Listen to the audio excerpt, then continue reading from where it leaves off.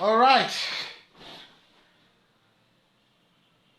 We are here again today to look into issues relating to remarkable relationship, courtship, marriage. Or let's do it in the plural form. Relationships, courtships, and marriages, counseling, issues or affairs. Okay, let's quickly take a scenario before we analyze it. All right? A is a male, a vibrant man. And B, of course, is a lady or a woman. Beautiful, attractive, sexy, and irresistible. Both of them are adults in this scenario. And both of them willingly had fun, either cohabiting or not cohabiting, but in one way or the other, they had fun. So rape is out of this case now. It wasn't rape. Both of them enjoy themselves, either once, twice, or as many times as possible, and then boom, pregnancy comes home. Pregnancy came knocking at the door. Oh, oh, oh, who is there? Open the door.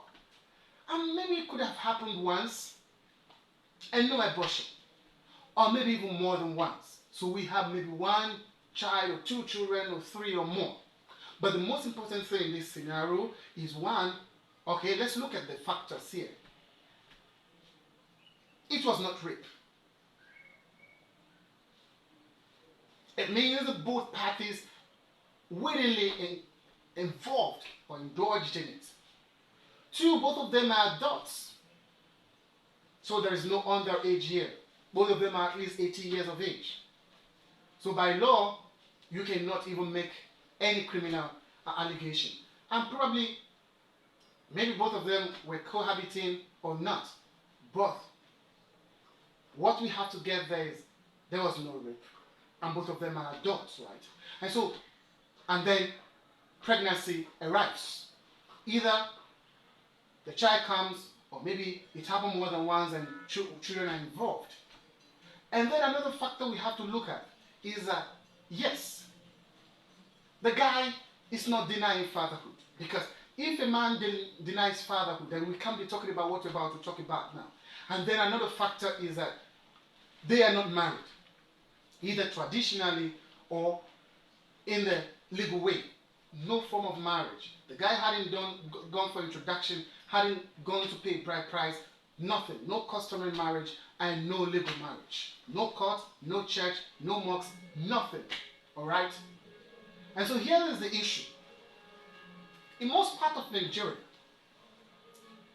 in the name of custom, in the name of tradition,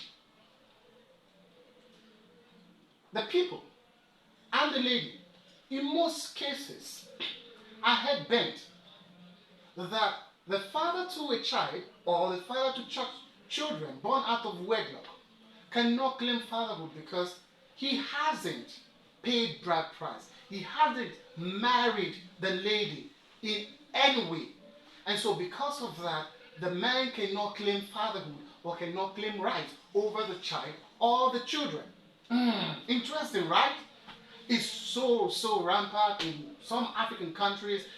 Here in Nigeria, especially in the East, the Igbos, they have this solidified, this highly promoted custom that it is the man who pays bride price over a pregnant woman or over a single mother that owns the child or the children, and not necessarily the biological father to the child or to the children.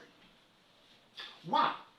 Some literate people have dragged this to customary courts, to family courts, and even up to the Supreme Court.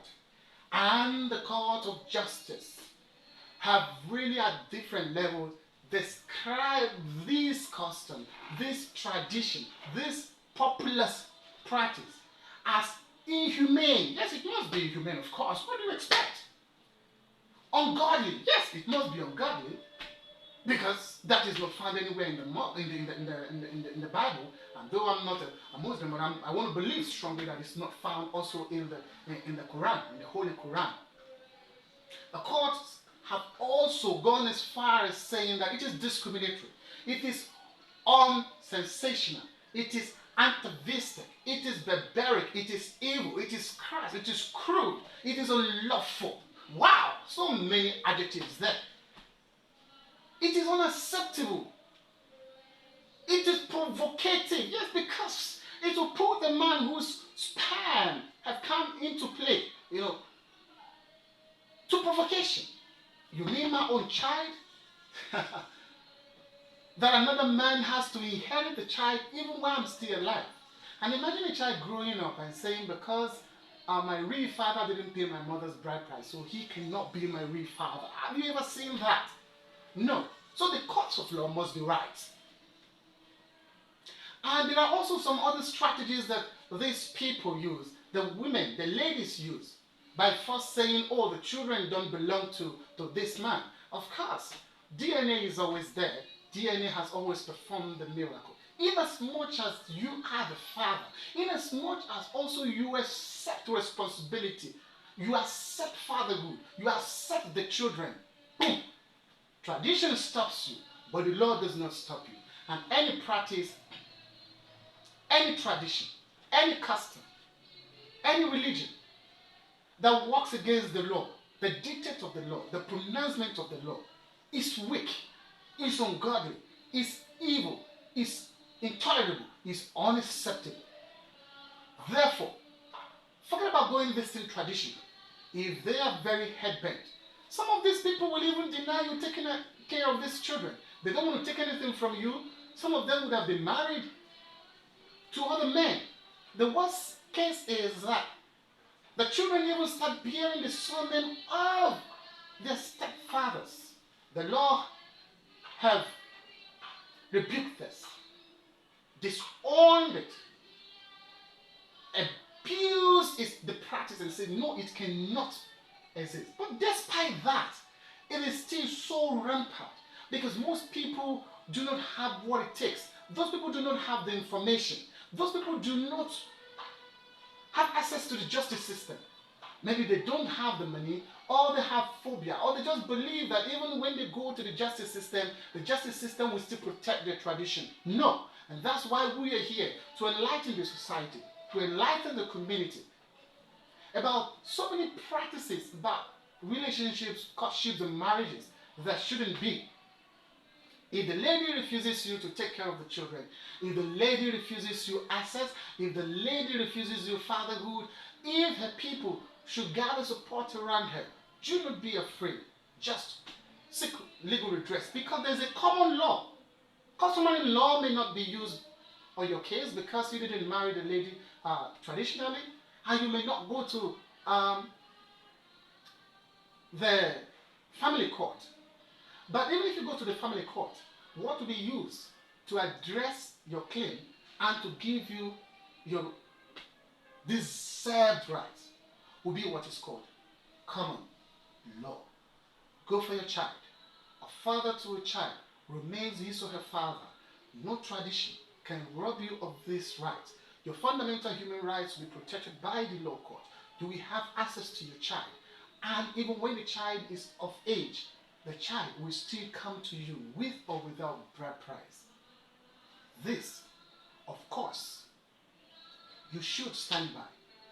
Another instance is the lady dies along the way, and her people even still hold strong to the child or children, insisting that except you come to marry her the proper way you should have married her when she was still alive, you cannot have access to the child. No, no, no. Capital no.